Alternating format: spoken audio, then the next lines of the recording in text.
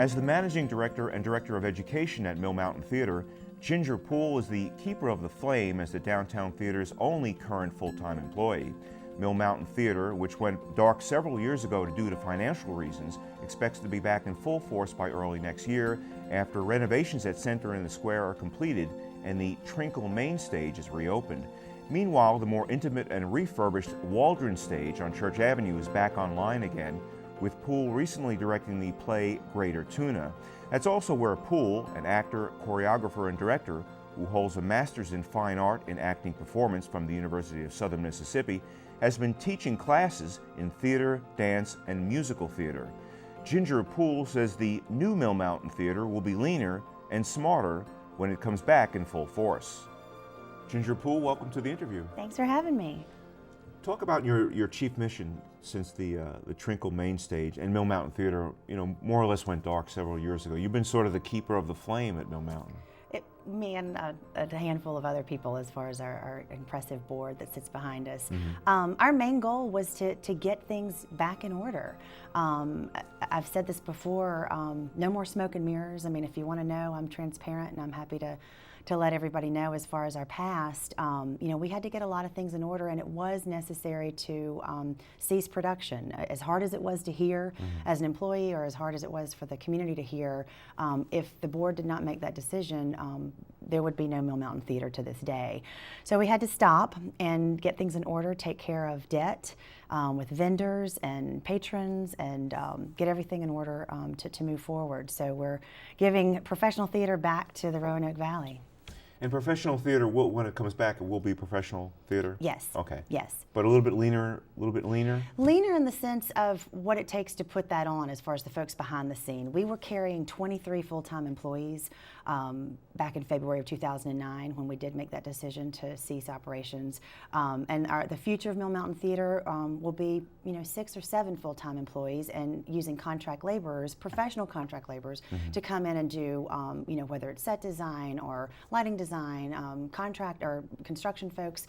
So we're not carrying those people 12 months out of the year. So that would be slimmer. But as far as looking at scaling down productions, not necessarily at all. Yeah. But you are looking at having more of a defined season with some dark periods. It seemed like Mill Mountain Theater, maybe to feed the beast, was sort of going year-round for a while. It was just insane to think of the time that was.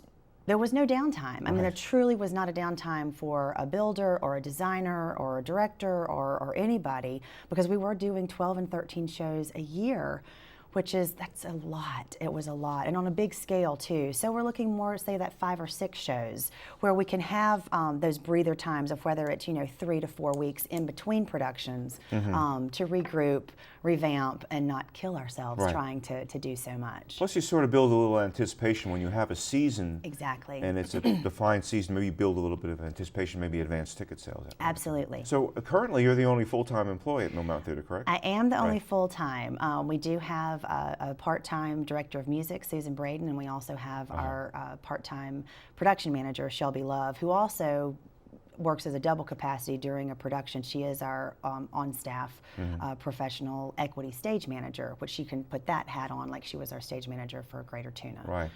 And Scott Treadway was the producing artistic director. Scott came in from North Carolina, was here less than a year, and then went back for family reasons. He did. And you're saying that probably won't be another artistic director hired until maybe next year sometime. Probably not. I think through that process, we loved having Scott here. A lot of positive things happened while he was here. But moving forward with his decision to leave, it let us step back and reevaluate, okay, what is our next move? What should our next move be? Is it to immediately fill that executive producer slot? And we figured out, maybe not immediately, that our immediate needs would be a director of development to help really carry this campaign, to bring in the funds so that we can fill in that executive producer slot. Speaking of Scott Treadway, he was recently back in Greater Tuna, which is kind of an old chestnut play with Michael Edwards. You were the director, you're a veteran director. And the smaller Waldron stage has reopened on Church Street. Correct. Just talk about that experience and how how it went, and also about the role of the Waldron stage. Absolutely. This is a show, Greater Tuna, that was originally produced off Broadway back in the late 70s. And it was actually a vehicle for some out-of-work actors to give themselves some jobs. They wrote their own plays. They truly did. They wrote their own plays, or they wrote their own play. It's turned into a series of 4. And it was originally on an off-Broadway stage, very intimate, less than 100-seat house.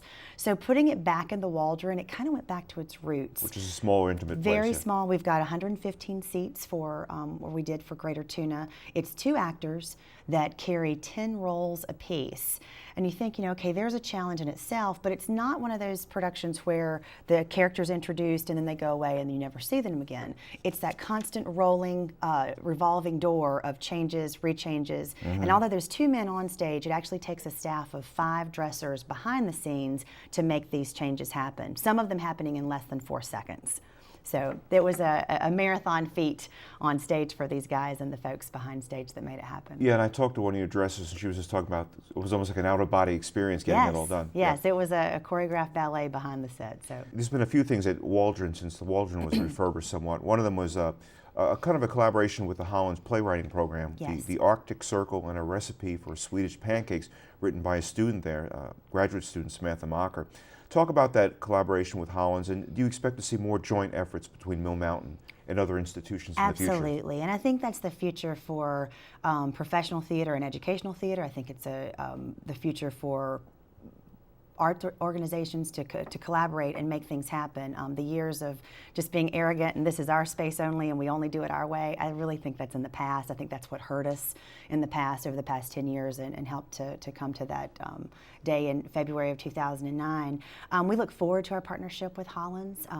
We have a lot of things going on, whether it's the No Shame series is still featured every Friday night at 11 o'clock on the Waldron stage, which that carries into the Best of No Shame. They do that about twice a year to feature those selected pieces. And I do see future collaborations with Holland's, whether it's with the Playwriting Lab or with actually the theater department as well.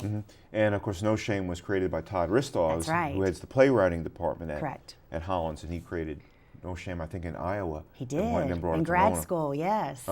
Ginger, there's several choices now for theater in Roanoke. Whether it's Studio Roanoke, Gamut is using the new McBroom stage at the community school. It's a beautiful space right. out there. There's some theater going on at the Taubman even. It's competition, but is it good in a way for Mill Mountain? Does it help maybe create more theater goers? I think it's fantastic. I think the more exposure that we can give our community and outsiders so that it's not just one choice, that's going to feed the interest and it's going to feed the knowledge of just kind of give them the bug. I mean, if they see something at Studio Roanoke and they're turned on to live theater, that's going to open the doors for them to see something at Mill Mountain or to see something at Attic or Gamut or any other things that are offered in the community. I see it as a positive, and I think that's actually one of the collaborations for the future. It's not just you can only see this type of theater here. No, you've got a selection in a very small radius of for a size of town like Roanoke. We offer a lot of good opportunities, whether it's theater, live music, restaurants. It's a happening place to live, but I'm excited about the other ventures that have popped up since Mill Mountain closed. I mean, a lot has happened in that 2.5 years of other organizations popping up and really getting the wind beneath their wings and their momentum going, that I think it's just a positive for all of us in the future, just to get the theater goers, get them hooked. Doesn't matter where they go see it, just get them in the seats. Right. Yeah. Create more theater goers. Absolutely. Well, talk about your background in theater and dance and choreography, whatever. How did you get the bug early on? I started out as a dancer. I was professional by the time I was 16, and I think everybody just assumed that I would go into a dance major or a dance career. But by the time I graduated high school, I was completely burned out. I was telling, no, I don't want to do it. You're never going to see me on stage again. A dramatic 17-year-old. Right. And so I went into college, but I chose, I jockeyed all over the board from, education. I thought I wanted to be a lawyer for a while. You know me well enough. No, it would have been a disaster. And ended up taking early childhood education.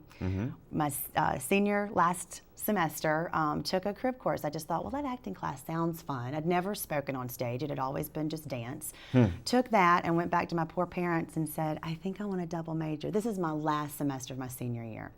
So I did, and that's truly where I realized the combination of the fear wasn't there because I had grown up on the stage, but it was that new experience of speaking and the character building and the ensemble work that's really what drove me to go on to grad school and to start a professional career. But I will say that dance has always been in my back pocket and helped me, whether it's been the dance performance or the choreography. It's always helped me. Even so was, moving people around on a stage as a director. That dance has always been there to help me out. And we should mention that you get to educate people because you teach classes at Mill Mountain Theater, Waldron Stage, dancing and acting classes. Correct. Just talk about that. And you've got people that are taking these classes that aren't necessarily looking to become an actor, but they just want more poise or Absolutely. more grace. We do with the conservatory, which is our educational component at Mill Mountain Theater. We teach pre-K, teeny tiny people, all the way up through adults and professionals in acting, voice, and musical theater, as well as dance. And like you said, this is something that some of the kids or adults that are coming in, they're looking for first-time exposure. They're just interested. They might be curious just to try it out. Some have worn the hat and gotten the bug and have a little direction path as far as where they want to go with this. And it's not about teaching the next Broadway star. It goes back to really what we were talking about of getting folks to actually come to the theater.